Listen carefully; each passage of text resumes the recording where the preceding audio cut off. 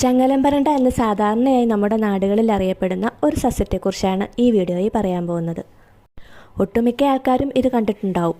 എന്നാൽ ഇതിൻ്റെ യഥാർത്ഥ ഗുണത്തെക്കുറിച്ചും ഇതിൻ്റെ ഉപയോഗത്തെക്കുറിച്ചും ആർക്കും തന്നെ അറിയില്ല. ഇത് പപ്പായുടെ ചേട്ടൻ്റെ വീടാണ്. നമ്മൾ ചൂണ്ടയിടാൻ പോയ വീഡിയോ ഇട്ടിരുന്നില്ലേ, അത് കഴിഞ്ഞ് ആ വഴി ഇവിടെ കയറിയതാണ് കേട്ടോ. ഇതിങ്ങനെ ഒരു മാവേൽ ഇങ്ങനെ കയറ്റി വിട്ടേക്കുവാണേ. ഒടിഞ്ഞ എല്ലിനെ വരെ കൂട്ടിപ്പിടിപ്പിക്കാനുള്ള കഴിവുണ്ടെന്നാട്ടോ ഈ ചെടിയെപ്പറ്റി പറയാറ്. ഇതിൻ്റെ ഇല ഇടിച്ചു പിഴിഞ്ഞ് കിഴിയുണ്ടാക്കി വേദനയുള്ള ഭാഗത്ത് വെക്കുകയാണെങ്കിൽ വളരെ പെട്ടെന്ന് തന്നെ ഫലം കാണാൻ വേദന കുറയും എന്നാട്ടോ പറയുന്നത്. പിന്നെ ഇത് ഡയറക്റ്റായി നമ്മൾ കൈ കൊണ്ട് പിഴിഞ്ഞിട്ടുണ്ടെങ്കിൽ നമുക്ക് ചൊറിച്ചിൽ അനുഭവപ്പെടാൻ കേട്ടോ. അതുകൊണ്ട് ഗ്ലൗസൊക്കെ ഇട്ടിട്ടാണ് ഇത് പിഴിയേണ്ടത്.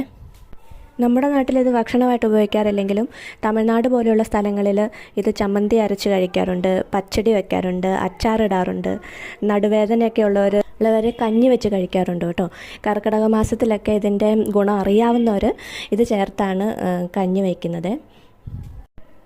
വളരെ പഴകിയ നടുവേദന, മുട്ടുവേദന, ഡിസ്കിൻ്റെ തേയ്മാനം, സന്ധിവേദന ഇവയ്ക്കൊക്കെ വളരെ ഗുണപ്രദമായിട്ട് നമുക്ക് ഉപയോഗിക്കാൻ പറ്റുന്ന ഒരു ഔഷധ